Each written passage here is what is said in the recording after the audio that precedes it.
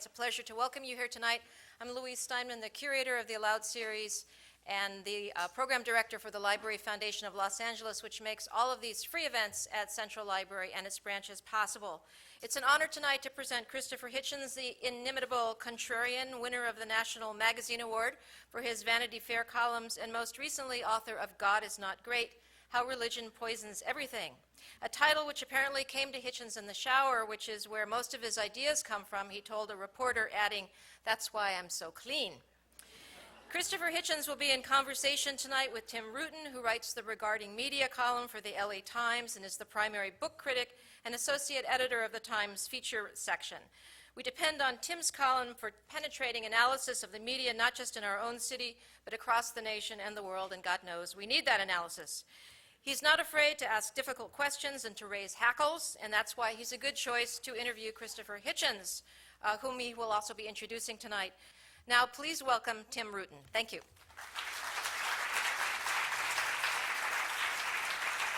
First of all, thank you all for coming, and I could see that many of you made a great effort to get here, and it's very much appreciated. It's my great pleasure to introduce to you my great friend and longtime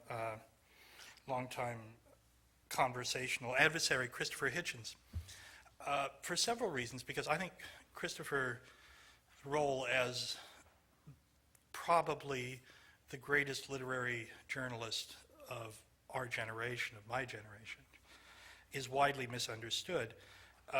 Christopher is often described as contrarian, by which the meaning I take from that is someone who continually takes an oppositional position. It isn't really true.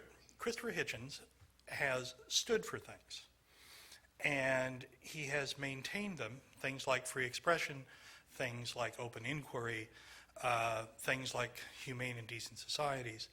He stood for those things when other people were willing to let them go by the boards. I guess that makes him a contrarian, but I think of him more as he puts it, as somebody who comes from the other island, whose family did at least. To me, he's a rooted man. He's rooted in great things, things of great value, and we're going to talk about some of them tonight. We're going to disagree about some of them, and then we'll hear from you. So I hope you'll join me in welcoming Christopher Hitchens here to Los Angeles.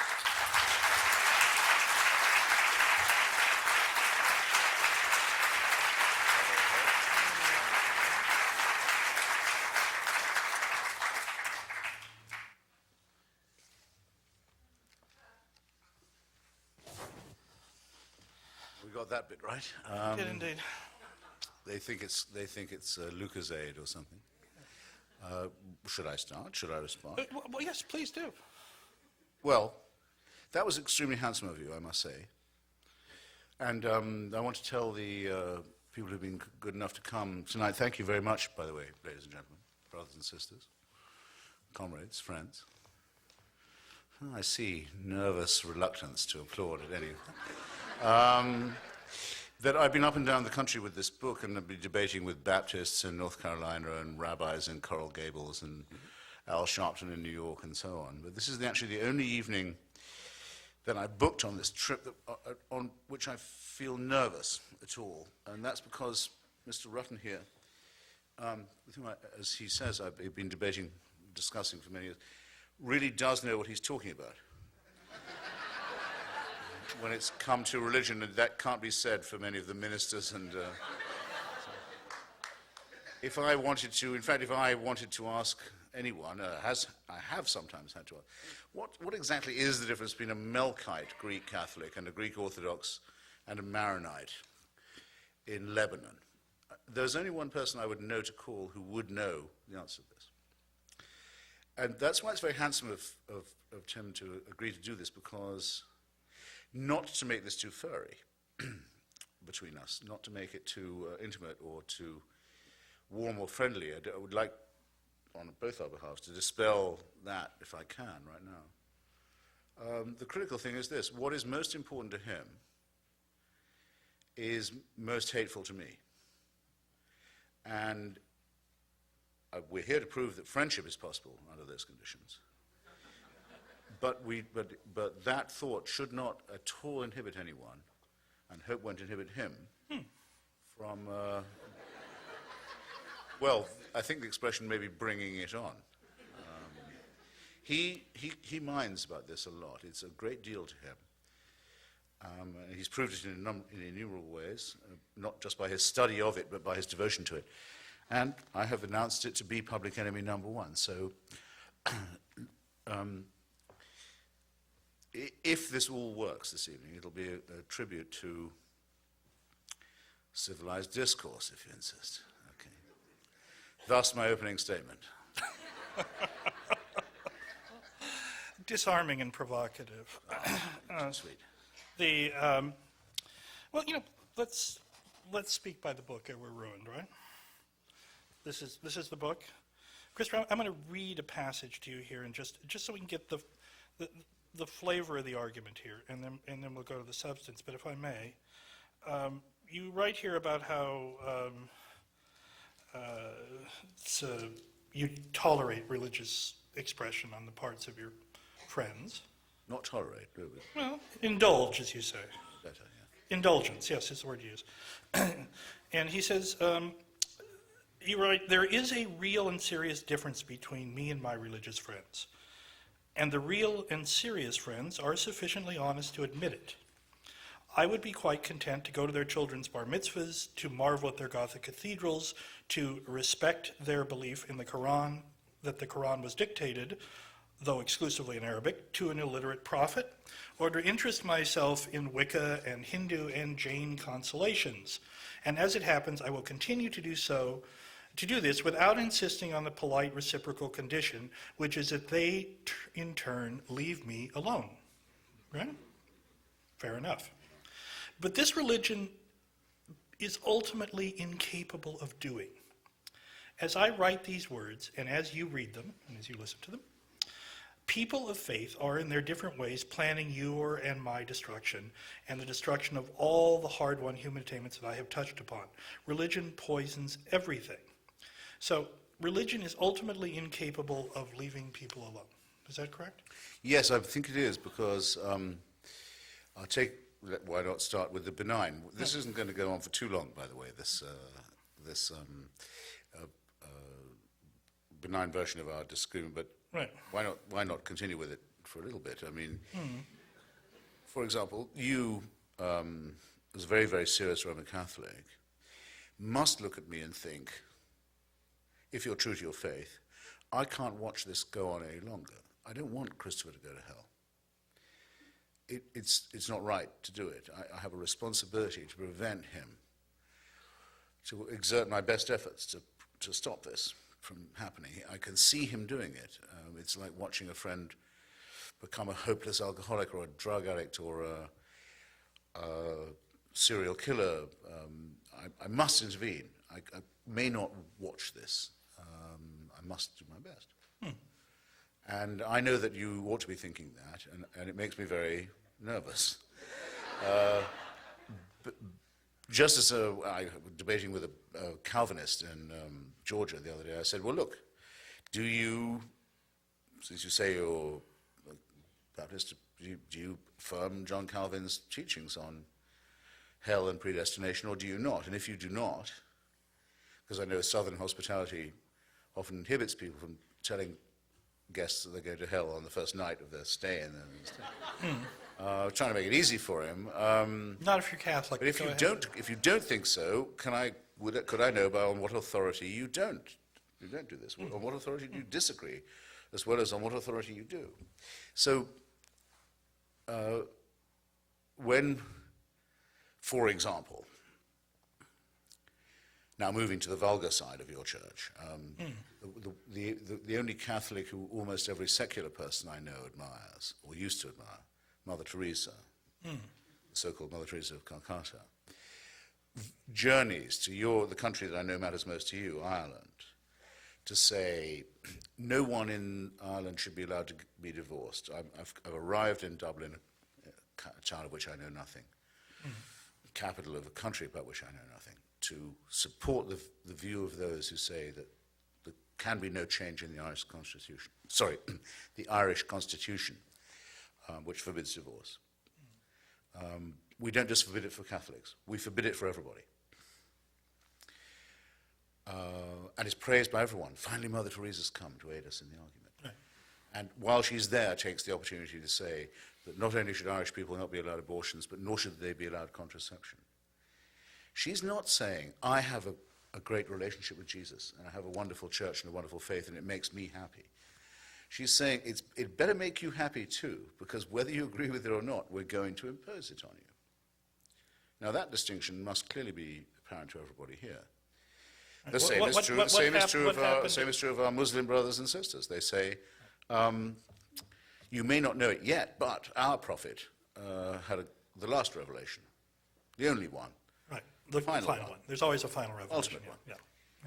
Your revelations were not bad. We agree with you about the virgin birth. We agree with you about various of the more horrible Mosaic prohibitions. You notice that Islam plagiarizes from Judaism and Christianity only the most horrible bits and leaves out the Greek stuff. It does. But they do all that. They say, well, we even think you're people of the book. They tolerate you, in other words. They say, we tolerate you. I'm not going to be tolerated by these people. They say, but we've got something last and final, ultimate. You only need this one book. If you only get round to believing in it, you would be happy. But we can't be happy until you do. Now, I'm very sorry, I'm extremely sorry to say this, and I'll put it as mildly as I can, but I decline to be spoken to in that tone of voice by anybody. I hope that's plain. Fair enough. I hope that's absolutely plain. I won't be talked to like that. I'm not going to be tolerated by the admirers of an illiterate Middle Eastern peasantry. No, I see that, I think we'd be better off outgrowing it. We've all, this is also a bit of, if I may say, the method of this book, which I enjoy immensely, by the way. I do agree with Shalom Aleichem that in the shtetl there were only two people who were really serious about God. One was the rabbi and the other was the village atheist. Everybody else was just sort of going along. Now, No, but wait, I have to do this now, you've done Go that. right ahead. The third was the guy, it's mentioned in a great story by Irving Howe, which I think he borrowed from Isaac Singer, the man who stands on the wall of the shtetl. I think it's the town of Helm. And when the visitors come, he's always standing on the city wall looking out over the plains. And they ask him, well, what are you doing there, just standing there? And he said, no, I'm not just standing here. They pay me to stand here. Well, what do they pay you to do, standing there? Well, they pay me to watch out for the Messiah. And to tell and ring this bell when he's coming. And they say, so what's it like? He said, well, steady work. That's true enough. That's true enough. It's It's man-made, ladies. It's man-made, yes, and constructed in much the same clever way that this argument is constructed, because we've slid from the debatable point to the inarguable ones. And the debatable, but I want to circle back to that debatable point because we have experience to draw on. You and I have been friends for how many years? Well, I remember very distinctly when I first met you, which would have to be 83. 83. So we're getting on for a quarter of a century Or a quarter of a century. of doing this. And we even did a film Yes, together on religion. Mr. Rutten and I circled Los Angeles interviewing everyone from Lubavitcher rabbis Yes. to New Age mavens to Wiccans and Satanists. And the people who worship the atomic bomb. Remember them? Yes, I remember They the were bomb. they were the followers of a deranged Which Polish I remember countess. I remember the bomb worshippers, but then eschatology is one of my big worries, especially now, because all religion, in a sense, has to hope for the end of days. Right. Does hope for it. But Christopher, Secretly or openly, wants this to be over. It's one of the things I don't like, I have to say. no, of course, yeah. But They can, I don't mind if they go, but I don't want them taking me with them. Rapture yourself, big boy. But Christopher, in all this time, have I ever made a single proselytizing remark to you? No, you have not, but and it wouldn't be your style, but that's why I took you up, perhaps preemptively, on your very serious and devout Catholicism, in that I think it could perhaps only have been good manners. No, I don't mean to mock. I don't mean to say anything. What about just respect it for is- another person's or conscience? Indeed, but you ought to have said to me, look, Christopher, at least in your own, within what I understand to be your own lights, and you could very well contradict me now, and I'd have to accept your negation. But it seems to me, from what I've read of your doctrine, that you ought not to be watching me without trying to save me. A word from you would have impressed me, by the way, if you'd said, look, Christopher, that was fun. We had a great evening. Most of our friends are secularists. We all know the jokes that we can make. But do you mind if I just detain you for a minute before you go home? Are you sure? Are you sure I can't help you to save yourself? But that would be profoundly disrespectful. No, I wouldn't have minded in the It least. would be, yes, it would. Someone might ask you a question, and you would be available in response. But I think this undercuts this notion that and it's one of the threads that runs through this book, is the necessity of making valid arguments in this absolutist way. And I wonder, is it necessary to state these propositions quite so absolutely to find any use in them? To say that some forms of religious expression are destructive, just in the same way. I mean, look, there are some religious systems and sets of religious beliefs, like some people, who are no damn good. But that's not the tenor. That's not the tenor of the argument you've advanced here. No, I mean, I'm only a poorly evolved mammal, half a chromosome away from a chimpanzee. Or the pig, as you point out. Or indeed able to take a heart valve from a pig, and may possibly soon be in need of same. Or a skin graft, which would negate quite a lot of religion right there, by the way. Kosher I'm not, okay? And I think religion shows every sign of having been invented by a species that is half a chromosome away from a chimpanzee. But I still take what the religious believe to be, in that sense, morally serious. And I can't write a book for everybody I meet, which I discovered on this tour I would essentially have had to do. They say, listen, I don't believe in the virgin birth, I don't believe in the rapture, I don't believe in predestination and hell. And so people who've said up till then that they're Catholics, Calvinists, Muslims, they say, well, that's what your texts say, that's all I can write about. If you're all going to take it a la carte and decide which bit you believe, I still want to know on which authority you don't believe it. Now, you're interviewing me, as it were. Yes. But, so I shouldn't return the question. Oh, please go right ahead. If you do not believe that Jesus was born of a virgin, had God for his father, went through unbelievable suffering to be the vicarious recipient of your sin, your guilt, take it away from you, didn't in fact die, but rose again, and will come again to judge the quick and the dead. If you don't believe any of that, The Nicene Creed. you're not really a Catholic, it seems to me. This is absolutely true. And since I find great difficulty in believing that someone like you does really believe this, I don't know what book I should have written to unpersuade you of something that you can't quite apparently get your mind to assimilate. Well, I guess what I'm getting But at, I would though, say that your doubt is a point for me rather than a point against. no, I would say that one of the deficiencies in this immensely thought-provoking book is that it does not allow for the progress of religious institutions along with other human ones. And one thing that anyone who claims to be a religious believer today must have forsworn, not only in their, in a formal way, but I think in their hearts, is any notion of coercion.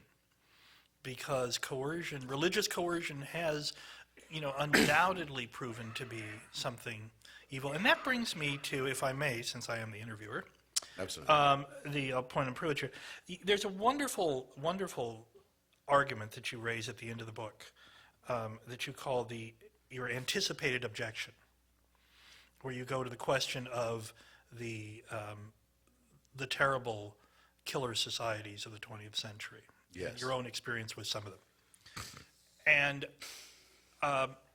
you lay out a series of arguments about, the problem here is that if we look back across this terrible century that we've just completed, murder occurred on an unimagined and frankly still unimaginable scale, and it was done primarily by societies which were formerly atheist societies. Societies where atheism, which you advance here as this, as not the necessary good, the unavoidable good, that was the official orthodoxy. Stalin did not act in the name of Russian Orthodoxy. Hitler did not act in the name of Christianity. Mao did not act in the name of Confucianism. North Korea, which as you say, you still cannot remember without a shudder, is certainly not a religious state. It is an officially atheist state. So you make an argument about this in which you say that or suggest at least that these states were murderous because their leaders were acting on remnant religious impulses or appropriations of religious impulses. Is that really your position? Yes, it is. I mean, is that a fair summary of? Yeah, it is also, by the way, a very good summary of my case. Though, just to tease people and make them buy the book, where I have a whole chapter on this, available fine bookstores everywhere and everything. It's a very fine chapter. You don't. And I've now, because of course, this question comes up at every stop. I would now be able to write that chapter. That's the great thing about writing a book, by the way. You come into contact with the people and the arguments you should have met before you wrote it. But that's a common experience of authorship, if that's not too postmodern an observation. I was still hew to what I say in it. It's not possible to say of fascism, which is the movement that invents the term totalitarian, that it's secular. It's just not possible to say so. I mean, of Mussolini, Franco, Salazar, the Ustasha, you know this very well because your church has been Slovakia. Yeah, Slovakia, where yes. the head of the Nazi puppet state was actually a man in holy orders. That's right, Tiso. Your father, your Holy Father and your church has been through agony about, can't still seem to apologize quite in the right tone about that fact and its implications. So that, I think, excuses the secularists, not for everything, but doesn't implicate them, of German National Socialism. Wait a minute. You can't think of fascism as having a religious base. It was tolerated by religious conservatives and reactionaries in those societies, but certainly not. It was certainly not. I mean, in order, for example, for fascism to take hold in Bavaria, I mean, Pius XII had to gut the Catholic. Oh, I'll come to Bavaria. Yeah, all right, go ahead. Because we haven't moved, I mean, the German National Socialists, but to not to be willing to concede, as at least the Church has been, that in Spain and Portugal and Italy and so on, it was essentially empowered by a concordat with the Vatican. I think you would not deny. Now, German National Socialism is a somewhat different thing, because though it draws upon Protestants as well as Catholic Christianity and anti-communism, and I think above all anti-Semitism, and prayers were said, it is a fact, by the bishops of Germany every year in April, on Hitler's birthday, on the instruction of the Vatican. You can't say that that's a Catholic movement because they wanted to replace Christianity with German paganism and Nordic myths combined with ethnic blood legends all kinds of ghastly nonsense. But still, you can't call that secular, by the way. It's still mythology and blood worship, and Odin is no better than any of these other imaginary figures. But it had a hatred for Christianity, I will say that, and it did also arouse some, which it didn't elsewhere so much, some very, very brave and distinguished and famous Christian opponents who paid for it with their lives and seem to have been glad to do so. Since we're going to single out Pius XII for his dereliction, we'd probably have to cite Pius XI for Mitbrunner Sonnigen. Yeah, but it's kind of amazing that the anti-Nazi Pope dies in 1939 and the pro-Nazi Pope is appointed by God in 1940. That seems like a lot to expect of the Vicar of Christ. I mean, it's a lot to believe if you are a Catholic. And so it's not, I would not say National Socialism was secular in any sense at all, let alone atheist. And then remember of the third pillar of the Axis powers, the terrifying dictatorship of Hirohito. It's held in power by two considerations. One, its leader is not godly, but is a god. Is himself a god, yes? And its ideology is Zen Buddhism, which is the training of its soldiers. This was Shinto, not Zen. No, Zen too. Brian Victoria's book, which I mentioned in my book, Zen at War, absolutely confirms it. Zen discipline was the order of the day in the Japanese Imperial Army. Shinto too, I think it was actually more Shinto that trained the kamikaze idea, but Zen as well. The leader is himself a god. That's not a secular state by any means. By the way, I don't know if this is true because I haven't checked, but it comes from a good source. Some of you may know Michael Krasny, who does this brilliant show, and interviewed me the other day in San Francisco, home of the American Buddhist. Said, had I followed the genocide trials in Cambodia? And I said, you know what, I've been busy, I haven't been doing this. I probably should have done, I used to. Civil society has recovered in Cambodia to the extent that it looks as if the Khmer Rouge criminals are going to be tried for genocide now. Right. The Buddhist party in Cambodia doesn't want it. It says, why do this? All those people who were killed had committed sins in previous lives. This is a mental surrender, and a moral one too. This kind of contemplative nonsense, turn off the mind and you'll have bliss, has ghastly consequences. The sleep of reason brings forth monsters. That's Buddhism. That's Buddhism, the resort that everyone goes to when they've exhausted monotheism. Right. I think it's a fair point. It's a fair point. But well, I haven't got to Stalin yet, by the way. It leaves aside the fact that the killer, upon whom they're commenting or making this moral surrender, was in fact an atheist. No. Well, the name of you mean in Cambodia? I mean Pol Pot, yes. Yeah. Well, in Cambodia, all I know, and I know this much, is that the ruling power, the mysterious, ultimate, absolute, was called the Angkar, which is a reference back to Angkor Wat and the ancient Buddhist mysterious dictatorship that existed in the Stone Age of Indochina. Right.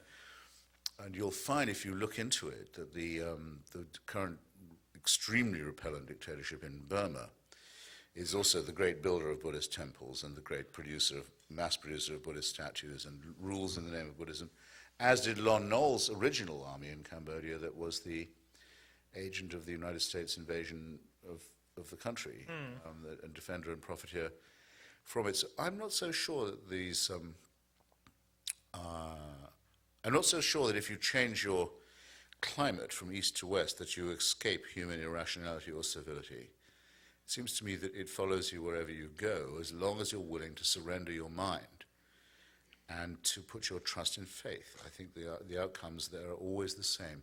Sleep of reason will bring forth monsters. I may not know much, but I think I know that much. I think that's quite correct, but it doesn't get around the fact that Pol Pot and the Khmer Rouge were an officially atheist party. Well, I'm not sure, you see, if they were. I think they had Buddhist, a sort of ancient ethnic, pseudo-confessional, mystical nationalism to them.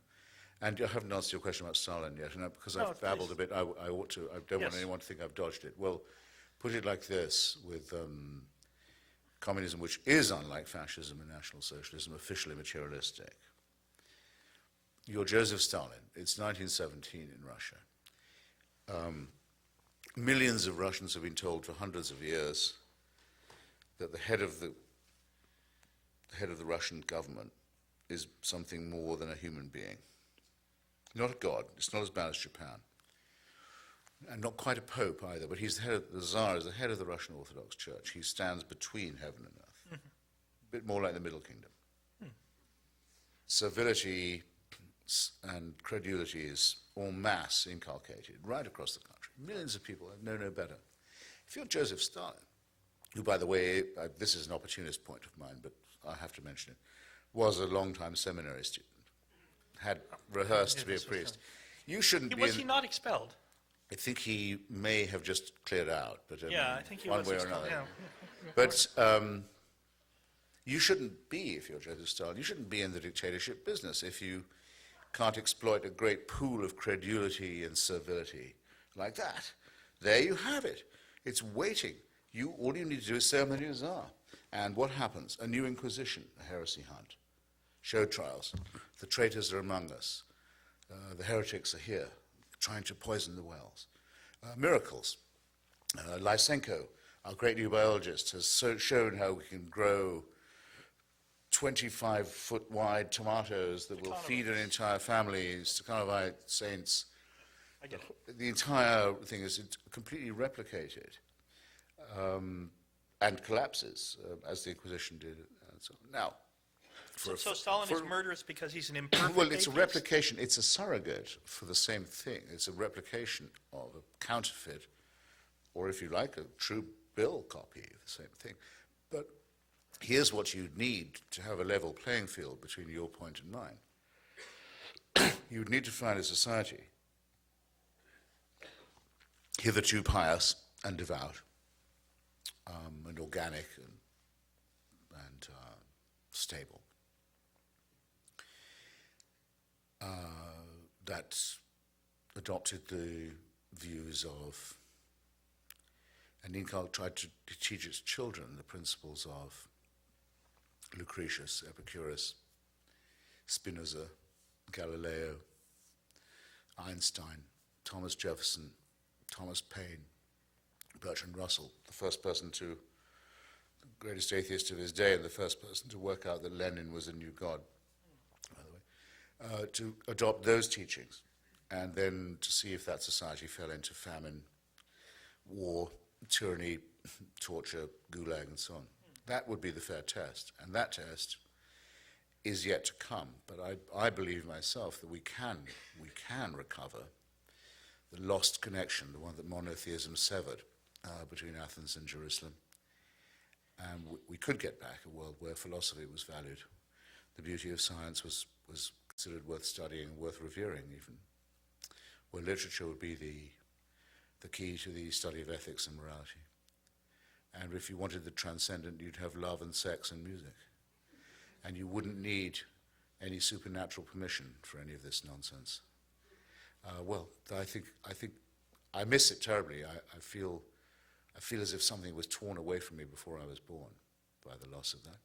But we're smart enough to get it back. If only we will leave behind the hideous nonsense of the holy books and the vile preachments of those who want the world to come to an end.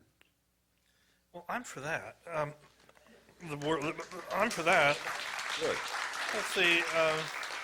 On the other hand, has there been such a place? Well, I mean, I hate to sound like I'm speaking on behalf of our fallen nature, but has there been such a place? the country I happen to be, may I use an Are expression? we going to get Andalusian Spain now? May I just say something that Yes, please. I hope it Please, doesn't seem please. too populist, but an expression I've been waiting for a long time to employ.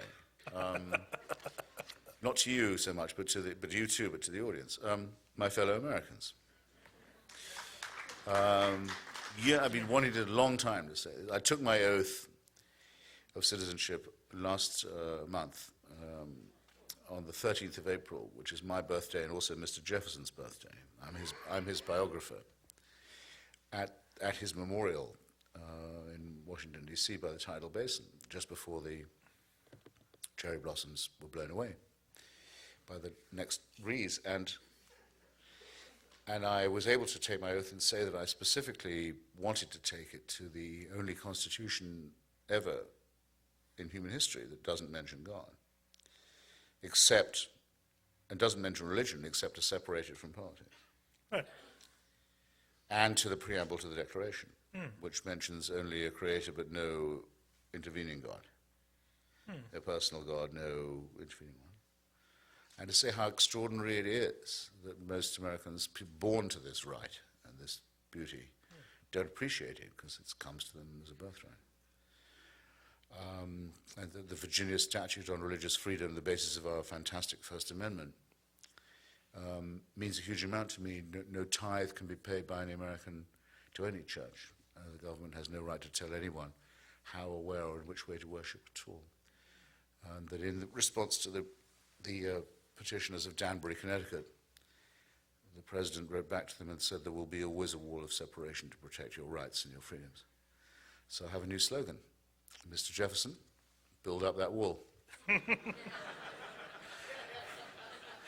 But isn't I hope to be joined in this slogan. Yes. Well, actually, I join you in that slogan because I think one of the curious things about and remarkable things about Jefferson's genius and one of its unintended consequences is that religion, as in all its variations, has flourished behind that wall here in the United States as it has nowhere else.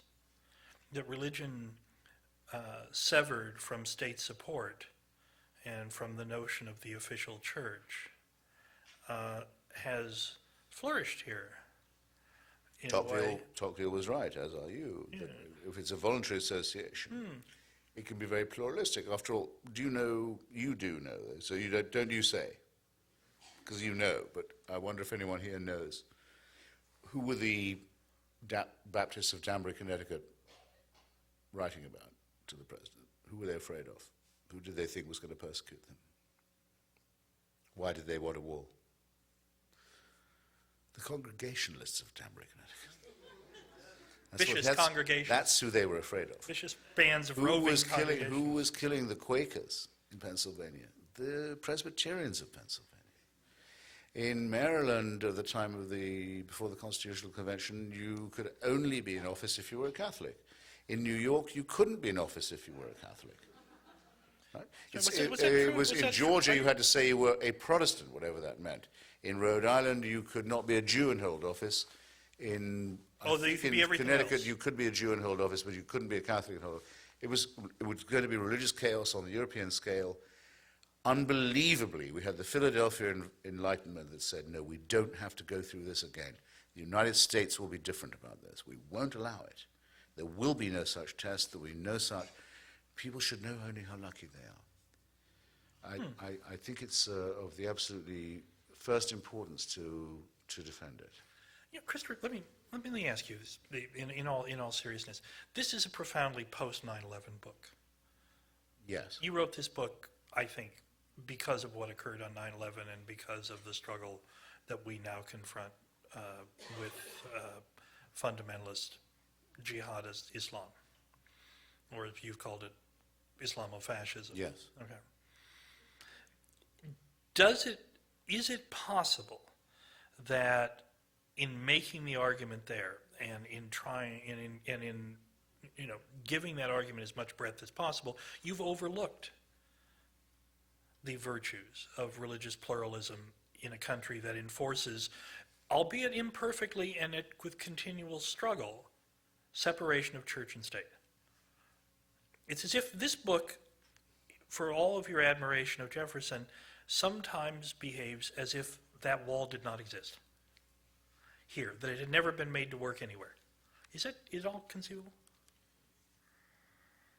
There is a problem with having said as I did that religious pluralism is a great thing in itself, and can only be guaranteed by a secular state. The point the religious just keep on not getting. You see, if only this state was all Baptist, we'd be fine. They want to teach creation in school. They say, all right, I'll teach you the Hindu creation myth to your children. And now are you happy? They say, no, I'm sure not. I say, well, you asked for it, now you've got it. There is a problem of that kind, which is reverse ecumenicism. I'll tell you what I mean by that, apparently arcane statement.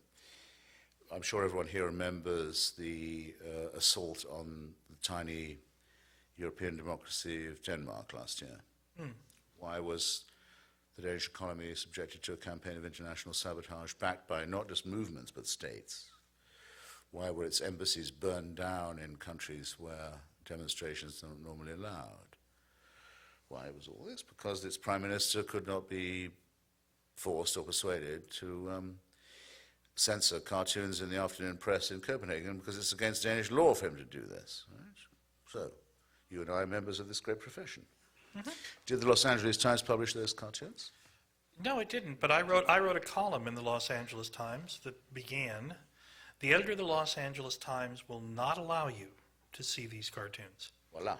And went on to argue that it was a great breach of faith with the people of Denmark and with Danish democracy. And that column appeared as one of two I did about this and about the cowardly surrender. It was one of about 5 that did, and I remember it vividly because you and I were in such a small minority. In a media totally dominated now by image, totally dominated by images. Yeah. It was not considered appropriate to tell the American public, here's a story that's all about the fight over some pictures, but we're not going to show you what the pictures are. Listen, as a religious believer myself, I'm totally unaffected by these things. No, wait, it's because it's not you I'm trying to persuade. I'm trying to make a point. The image-dominated press said, no, we're not going to show you. Neither out of solidarity with our Danish colleagues, which would be a good point, or just to show you what the fuss is about. No, they wouldn't. That's either out of fear of the religious, or it's out of fear of offending them, which comes to more or less the same thing. It's blackmail. In the United States of America, in 2006, there wasn't a single member of our profession in a position to make a decision who would stand up for one day to outright blackmail. And people say to me, why do you keep mentioning the extremists? I said, because the extremists are the tail that wag the whole dog. And my profession proves it, and your culture proves it, and you were humiliated by this. And it gets worse, because I write for a very small atheist magazine called Free Inquiry, and I'm published out of Amherst, Massachusetts, which did publish the cartoons. So it's a responsibility. First, solidarity with the Danes. Second, people should see what the fuss is about. Borders Books takes our magazine off the rack. So you can't sell your magazine now. I've refused to read or speak in a Borders bookstore ever since. The least I could do. Unless they really, really, really offer me a lot of money. And a complete capitulation, a total capitulation. And people say, why do I focus on the extremists? Because the extremists have the initiative, and because, I haven't started yet, who condemned what? I remind you, individual Scandinavians were murdered everywhere from Afghanistan to Nigeria by this hysterical, prearranged campaign. 21 ambassadors from so-called Muslim states. How dare they call themselves Muslim? In what sense is Egypt a Muslim country? You can't denominate a country as religious. Waited upon His Holiness the Pope. Well, and in fact, two leading Egyptian newspapers, as I pointed out in my column, did run the cartoons. They're braver than the American papers. But His Holiness the Pope condemned what? The cartoons. The State Department condemned the cartoons, not the violence, not the campaign of intimidation. The Archbishop of Canterbury condemned the cartoons. Every church I know of condemned the blasphemy of the cartoons, not the campaign of murder and sabotage and intimidation. In other words, ladies and gentlemen, the barbarians are not at the gate. They're not at the gate. They're well inside. And who held open the door for them? The other religious did. It was the same with Salman Rushdie. When the Ayatollah Khomeini offered money publicly in his own name, without shame, for suborning of murder of a novelist who wasn't an Iranian, who lived in England. A pretty radical attack on what we think we live by, what our Constitution stands for, what Mr. Jefferson, Mr. Paine thought it was worth fighting for. The Cardinal Archbishop of New York, the Chief Rabbi of Israel, His Holiness the Pope, the Archbishop of Canterbury, all condemned what? The novel, the author, for blasphemy. Now get used to this, because you may be living in the last few years where you can complain about it. Because the religious really mean this, you know. They are not just joking. They really mean to abolish everything you care about, and they want to take away everything you love and to destroy everything you have and to replace it with a Stone Age ideology derived from the desert of Palestine in a very bad time in human history. Now, And just because they were there first, they think they own everything, and they think they have the right to tell you what you can think, who you can sleep with, what you can eat, what you can read, and they claim the right to make you afraid, even to read, in the United States of America this year. So I don't want to hear from anybody that my book says, well, don't judge religion by its extremes, okay? Don't do that. well, we would distinguish, say, the cowardice of the Archbishop of Canterbury from the murderous violence of, say, Amin Zawahiri. Would that be a fair distinction? No, because the Archbishop has prearranged his capitulation to them. He thinks they're people of faith. The Archbishop of Canterbury says, I don't care if there are schools in England, this is happening now, that are run by Zawahiri supporters. I don't mind it, as long as you allow special schools for Christians and Jews, and also special different schools for Protestants and Catholics. If you allow faith schools, we'll allow them to have their faith schools. Cultural suicide. Cultural suicide. Don't let it happen to you. Don't let it happen where you live. Look how wonderfully it worked. You know it very well, what happened in Northern Ireland when it was allowed to segregate Protestant and Catholic schools. After all, they have different faiths. Oh, they do? I thought they were both Christian. I can't arbitrate this. No, they should have separate schools. They should never meet, never intermarry, never socialize. Beautifully that worked out. Now let's have it for Jews and Muslims too on the mainland. Let them all lie to their children. Let them all give their special myth. Let them all say to them that they're different. Let them not tell them that they're members of a civil society or a country or a nation. Let them denominate themselves by faith. Can't wait to see what happens. I think I know what's coming. I don't want my beloved country of birth to be turned into some fucking Lebanon by people of faith. I don't want it. I'm going to fight it too. And you should get ready to fight it when they try it in your case. Don't allow this. Putting the word faith in front of something is no excuse for barbarism and cruelty and ignorance and stupidity. Just as putting the word reverend in front of a stupid name like Falwell or Sharpton doesn't mean you should be on MSNBC. Learn to resist it because you're going to need to. Well, Christopher, this is about you. I'm right there resisting it with you as a And the Archbishop of Canterbury. of the values of I learned in Catholic school. I'll be there with you, resisting it because of the values I learned in Catholic school. You will, and you should, because after all, the Archbishop of Canterbury, until who you mentioned as a bland, a benign Bloody figure, prod, yes. who looks in his own person at present, this Welsh comedian, Rowan Williams, looks exactly like a sheep. He's supposed to look like a shepherd, but he looks like a sheep instead. One of my earliest uneases, by the way, was, why do I have to call myself a lamb the entire time? I'm not a sheep. I don't want to be called a sheep. Why do they call me a member of a flock? Sure. Isn't that kind of a tip-off? But anyway, this sheep-faced figure would, until 70 years ago, would have said that a member of your church could not serve in Parliament, Right. could not be the editor of the London Times, would not be able to be a lawyer or practice this. If you're a Catholic kind of Christian, we forbid you by law to hold any kind of serious office or to take a degree at Oxford University. When the present Queen of England, Ms. Mirren, dies, at the moment of her death, here's what you have to understand. The moment of her death, because Tim is asking a very serious question. Yeah. He's asking it in a humorous way, but it's a very serious question. When she dies, her slobbering, chinless dauphin of a son will become not just the head of the state.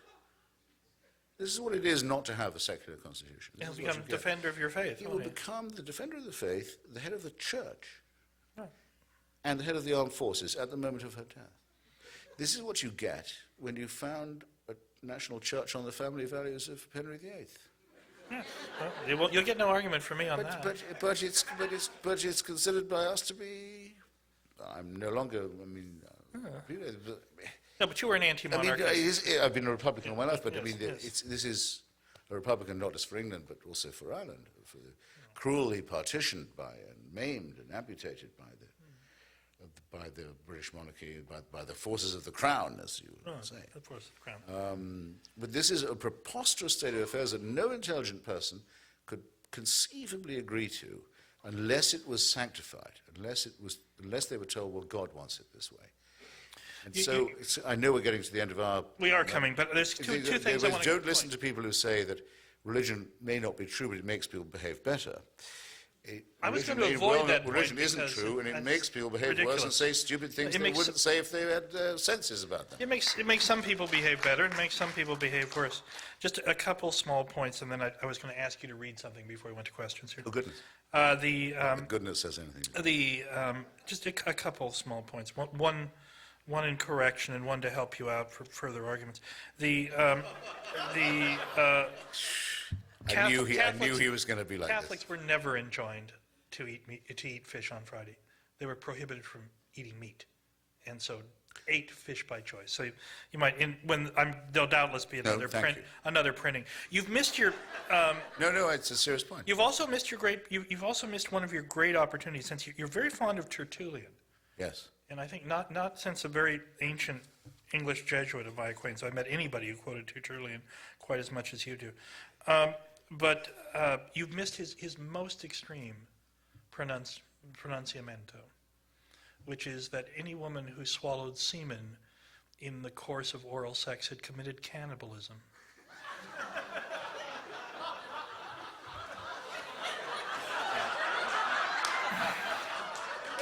And I find it shocking that you've missed this point.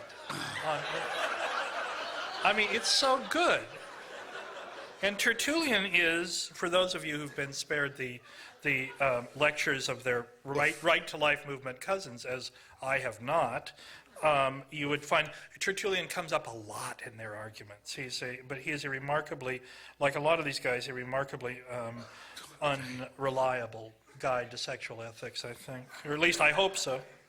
In any event, this is a. How did he know? No, never mind. No. Oh, you also get Aquinas just a bit wrong. About? But you I always want to know, what were they thinking about when they wrote this? It's always good to know what they're thinking about. They were thinking about the most extreme examples they could make in support of their arguments. Well, sort of what we're talking about here tonight. But Aquinas did say Aquinas did say and believe that the whole human was contained in every sperm. He thought the woman was only the bearer. No, that's not quite right. What he said was, actually, Aquinas is quite interesting on this question, because he believed in a process called ensoulment, and that he believed, in fact, that abortion was licit until the child quickened in the womb, at which point ensoulment had occurred. Now, he did believe that male children quickened at 3 months and female children at 6. But that's another kind of problem. Who doesn't know that? Yeah, who doesn't know that? But what's interesting about all this, and it comes to what I'm going to ask you to read, is that Aquinas got his biology from a source at the very heart of the moral reasoning project that you now recommend. Aquinas didn't get his biology from his colleague Zigerud Brabant at the University of Paris. He didn't get it from Albertus Magnus. He got it from Aristotle. Whole, by way of somebody you and I both admire, Averroes. Something to ponder. Anyway, I wonder if you'd read this passage. And want me to say anything about the previous? Go right ahead. No, actually, because we're trespassing on their time. Yes. I would simply say Aquinas did believe that there was a whole person inside each sperm, at least in potentia. In potentia, yes. But not actual, because no soul. And Alistair McGrath, who the Christians seem to now, at least the Protestants, believe is the champion, who I'm going to debate from Oxford in a few months says that Tertullian did not say credo quia absurdum. He never actually said that. Oh. He said, borrowing from Aristotle, that there are some cases where the extreme improbability of a story makes it more likely that it's true. Mm.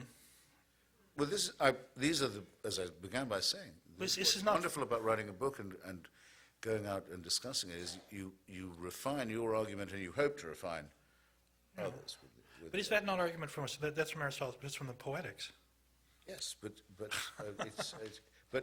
I don't think that, finally, that anything that they got back from the Greeks was just returned to them. I mean, it had to come back by enormously sinuous routes from Andalusia and Baghdad Yeah, you are to Peter very- Abelard, you are- where they had for so long denied themselves the possibility Right. that there could have been the Nicomachean ethics or any other discussions of morals before Jesus Christ. How could it be that there could be any Sure. ethical But so, knowledge you remember before? Erasmus's great remark upon reading Socrates for the first time?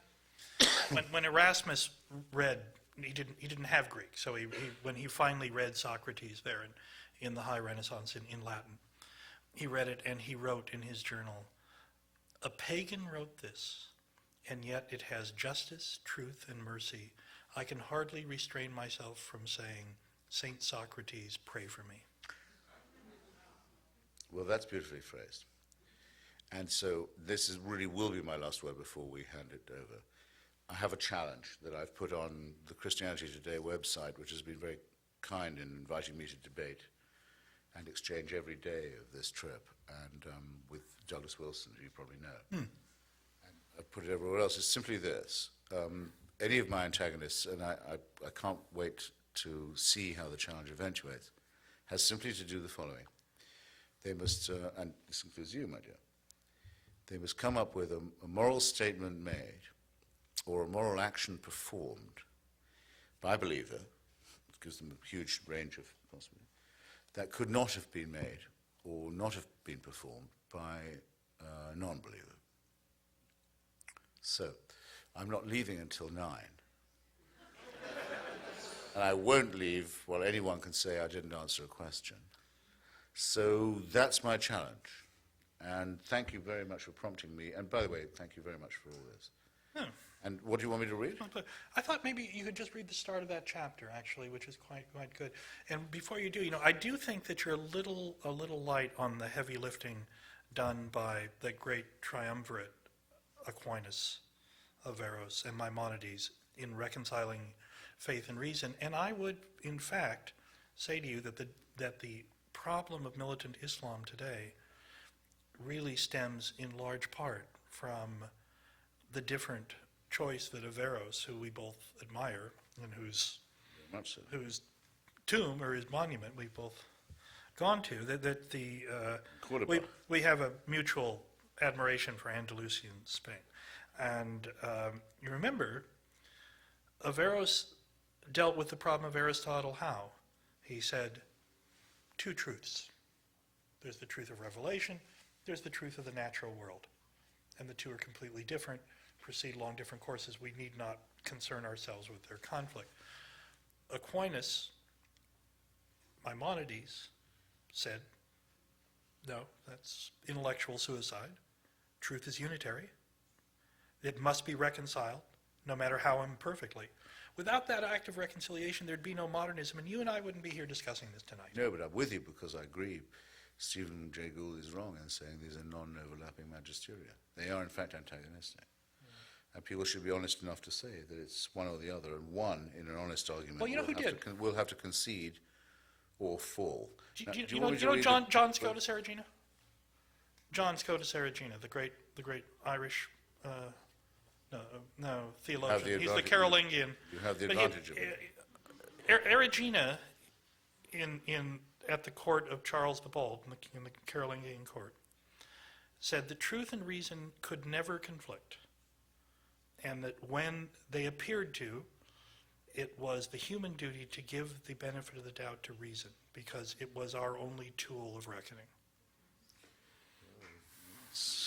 Well, To that extent, he conceded, and once that concession is made, I believe, as you may have found or suspected, that it's not possible to be a little bit heretical. There may even be people in this room who... Please read. Now, do you want me to read the quotations as well? You may indeed. Okay. Well, he wants, but I really feel soon we should make room for it. Make room for these people. Well, it's my chapter 5, which says the metaphysical claims of religion are false, a bold statement. And I front it with 4 quotations. 1, I am a man of one book, that's Thomas Aquinas. We sacrifice the intellect to God, that's Ignatius Loyola. Reason is the devil's harlot, who can do naught but slander and harm whatever God says and does. That's, as you all know, Martin Luther. And then shifting to someone with real culture and sensitivity, and I must add, a love for Christianity, the faith from which he was excluded by his own personal desires, W.H. Auden, in a beautiful poem called The More Loving One.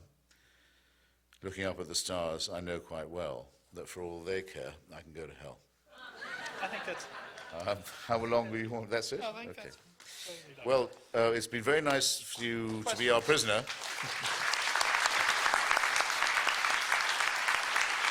I assume that it's your anti-faith point of view that caused you to support the war in Iraq.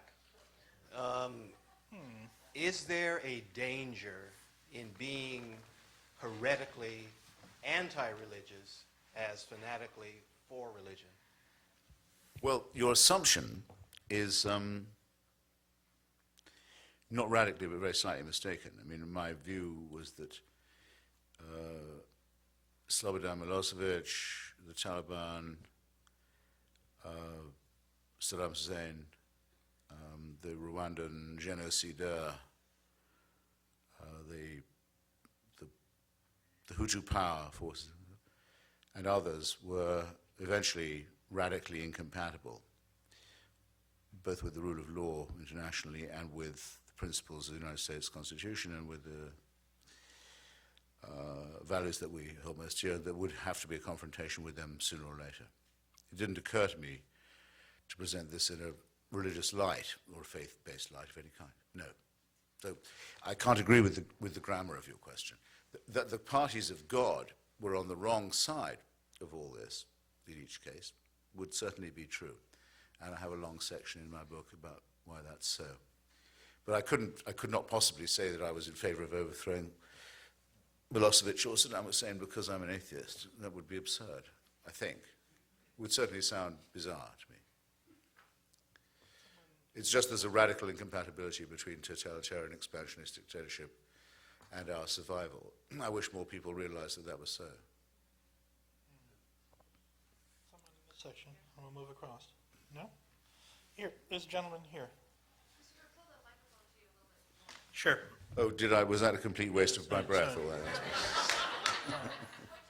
It's lovely to think that all that was wasted on the desert air. Gotcha. Oh, shit, now it's full now. I just thought I had a carrying voice. Hey. Hi, how are you? Too soon to tell. Enjoyed the talk. Now can you hear me? Yeah. Yes, thank you. I'm a believer, so I have a Believer in what? well, it doesn't matter, but That's what I think. they're here. So I'll take you up on that Look, challenge. I didn't plant this guy. I mean, I promise you. Daddy, I told you not to do this. So I'll take you up on your little challenge. So my problem with the Do it briskly, if you don't mind. okay, sure, with your argument as well as the atheist argument, which I'll call the objectivist argument, if that's okay. No, it's not. Okay, well, let's say I'm not a Randian. okay, well, according to from what I've Do I heard look you, like a from Randian what I've to heard you? you say, no, not at all, actually. Atlas slumped. Right. The problem with what I hear you saying, and also what I've read in other, like in Dawkins' book, is that the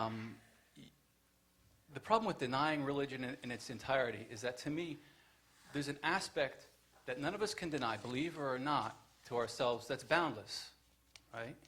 If someone were to knock me on the back of the head, they could take out a lung, arm, whatever, or not even touch me, and without any conscious, objective reason, I'm going to be here. I'm going to be okay.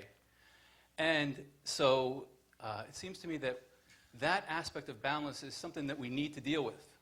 Science doesn't deal with it, or can't deal with it yet, because it's tied up with consciousness and our very being. And it seems to me that religion is the province that, however ineptly it happens, however ineptly they're doing it, deals with that aspect of boundlessness within us all and every object around us. We're all part of the universe. So how do you reconcile to that, or deal with that question? It's for me, right? No. Well, I can tell you, well, okay.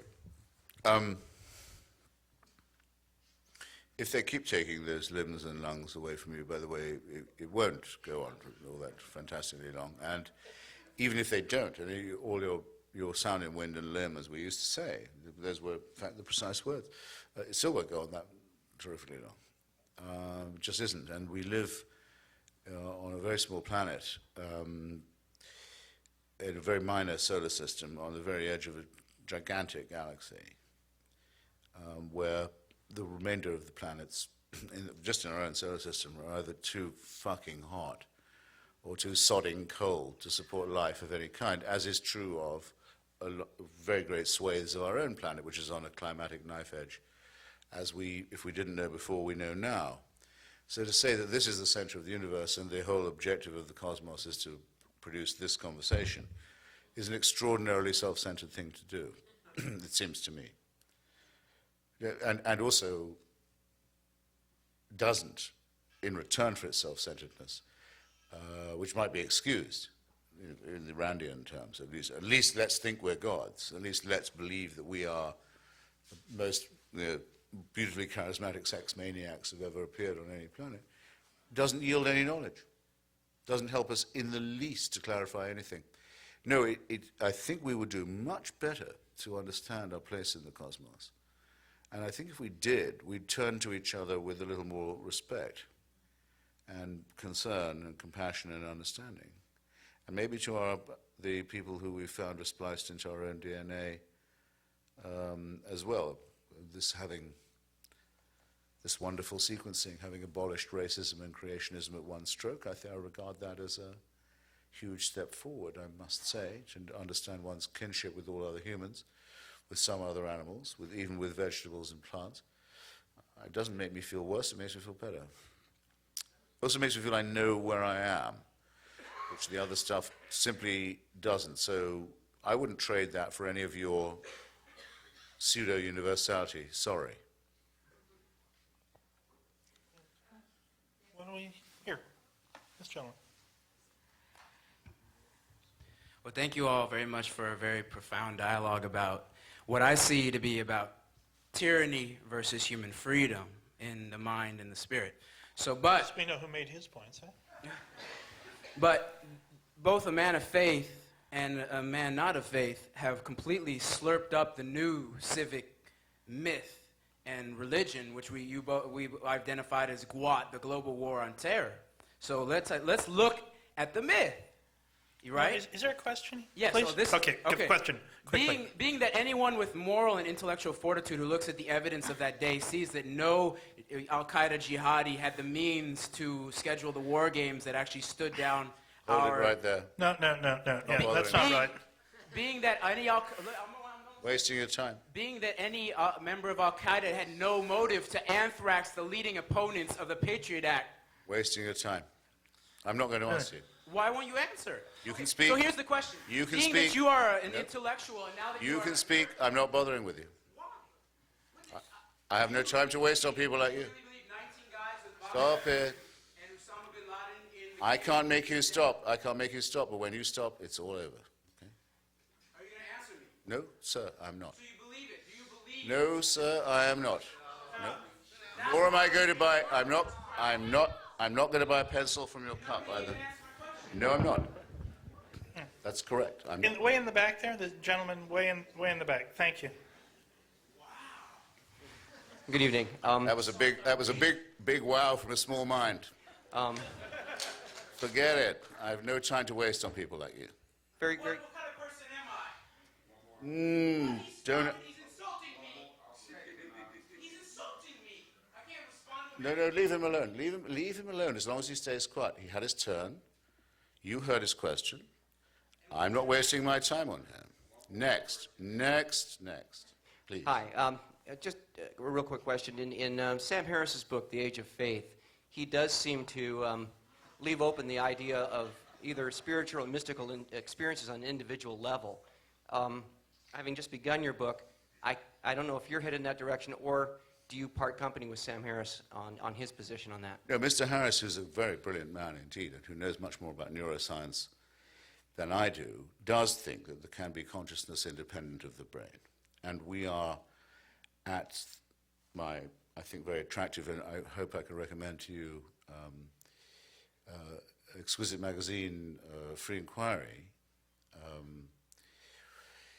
having a debate. I mean, he's our newest columnist, and we're having a discussion about this very thing, about whether to be an atheist is to be a materialist or not.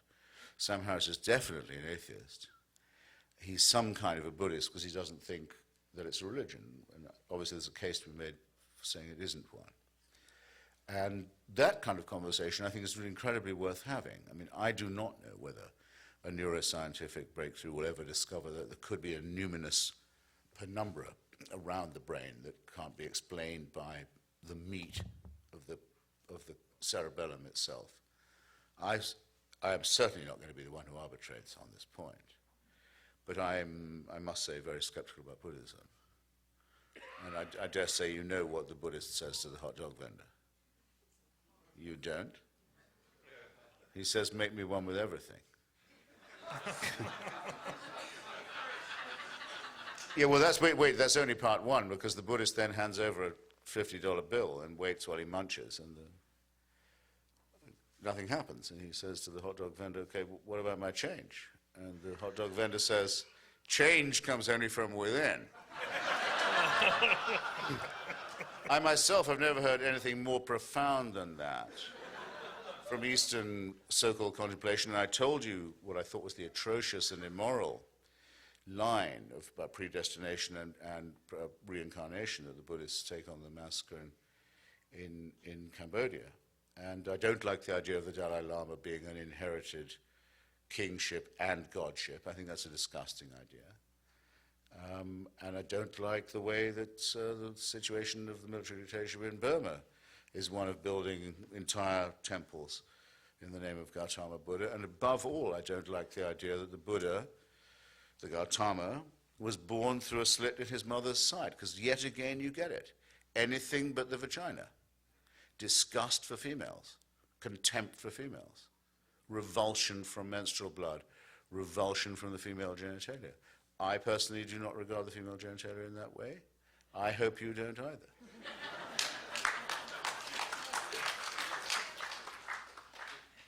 Question? Here, this lady here. Thank you. No, I didn't say email genitalia, I'm sorry. There's always someone who doesn't get it. I have many, I'm trying to distill some of my thoughts because you evoked an enormous amount of reactions within me. Woof. I consider myself a traditional Jew, and I agree with everything that you have said. I also disagree with the appellations of this is a man of faith and this is not a man of faith. I mean, I think that is very unfair and absolutely very wrong to say. I don't think that Judaism quite fits into your category of religion with a capital R, because it offers you so many different parts of being Jewish. You can be an absolute atheist and be part of Judaism. You could be Orthodox, ultra-Orthodox, conservative, Reform, Reconstructionist, humanist, who does not want to even, I will in a moment, have the concept of God, and also be anything that you care to be, and Judaism accepts you. If some ultra-Orthodox rabbis issue statements that are not in consonance with what you have just said, then we don't have to agree with him, and we're still Jews. So this is my question. Yeah. When, thank you, when Christian religionists and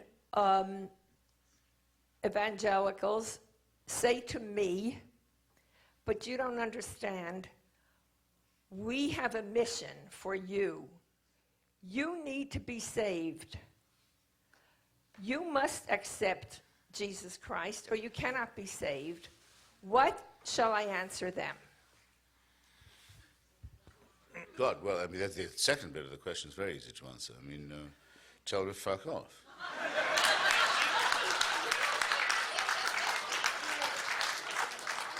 My friend Catholic Pollitt, the Southern Baptist Convention announced, it does it almost every year. This time we're really raising a real fund, they do it all the time, for the conversion of American Jews. We must bring them back to Jesus, we must save them. And Catholic Pollitt, who I've had many, many quarrels with in my life about many, many things, but who's a beautiful writer in a way, said she waited in night after night on the Upper West Side and West 88th Street, just waiting for them to come and knock on her door. She was braced, she was ready. They never came. It's a huge disappointment. Of course, the Christians can't ever be happy until the Jews do this, because, and it's the same with the Muslims. And by the way, I may say, I apologize for slight flippancy in my first answer. Here's the situation. If the Nazarene preacher from Galilee ever really existed, there's no question who he met. He met the Jewish people first, and came partly from their tradition. If the Prophet Muhammad really ever existed, I doubt both these propositions very much, but to the extent that any narrative about this can be told, the first encounter he had was with people whose first religion was Judaism. The Jews took a look at both these guys and said, no, this is not the Messiah.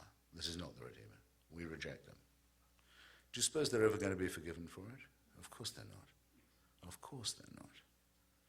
The hatred for there isn't a Christian or a Muslim in the world of a real serious kind who wouldn't have to hope to give everything they owned for a chance of some face time with either Jesus Christ or the Prophet Muhammad.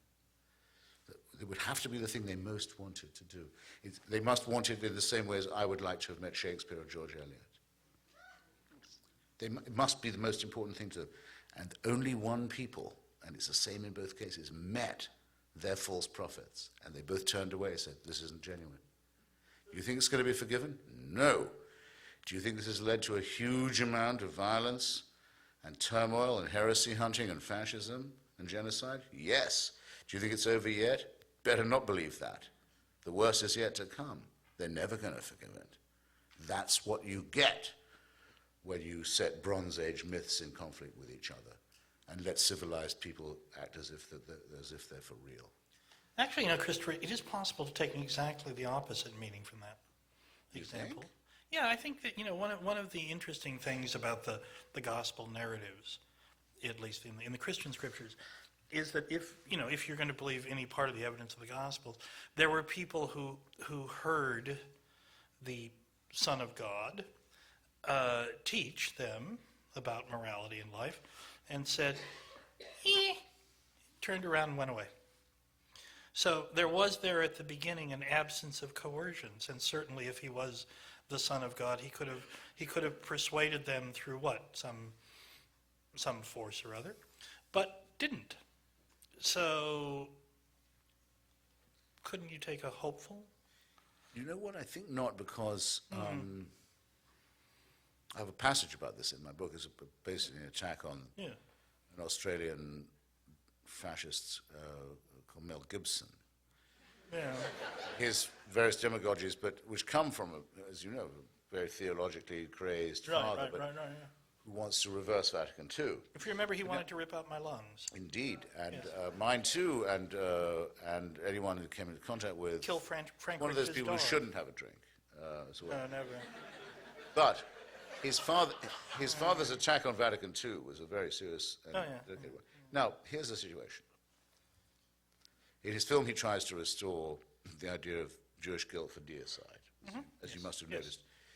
Fortunately, a lot of people didn't notice it, but okay, now the church has repudiated this. Yes. Nostra Aetate. Now, you'll correct me if I'm wrong, but Nostra Aetate is 1968. No, wait a minute, I'm sorry, I'm wrong about that, 60 earlier. And written by an American, by the way. Well, An I American was about to Jesuit. say that it was fractionally earlier, Yeah, it is a little. nearer the time of Vatican II, but Somebody knows? okay, in the 1960s. Good. At least they're saying that. It was in the Vatican Council, yeah. I think it's 65 because I thought I had it down as 20 years after the start of the Nuremberg trial. 20 years after the start of the Nuremberg trial, the church officially says we do not hold all Jews guilty of deicide. That's quite late. Now, I'm not trying to be funny. Moves very No, slowly. I was actually trying to make you cry rather than make you laugh, but okay, giggle all you want. Why do they wait that long? Ask yourself. It's in my book. Why? Because if the story is true, which I do not believe it is, but if it is true, the only people present, definitely present, certifiably present, are the Jewish people. They were there, and he was one of them.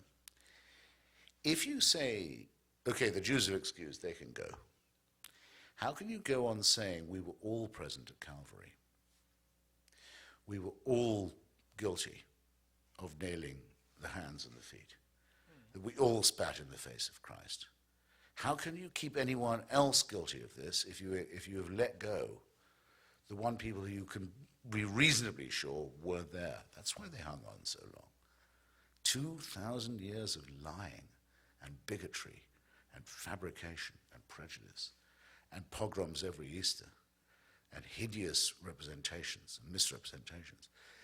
Why couldn't they give it up? Why wouldn't it? Would be so easy if we think of the church as yet another ecumenical thing. Why give it up? Let the Jews go. You've let everyone go. We're not all guilty. We're not all soaked in original sin. We're not all saved by ghastly human sacrifice. We're not all implicated in this filthy cult of death. That's why it took them so long. And that's why the real believers in this myth can't let it go. And that's why I'm right, I think, in saying that religion, so far from making people behave better, has always been responsible for making them behave very much worse in barbaric, arcane, elaborate ways that no morally normal person would ever allow. And we would be better if we outgrew this barbaric cultism. And that'll have to be my last word because it's 8:30 and it's cocktail hour, and from now on,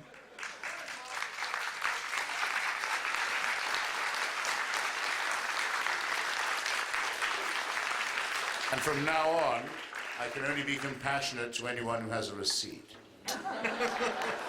This is America. Thank you.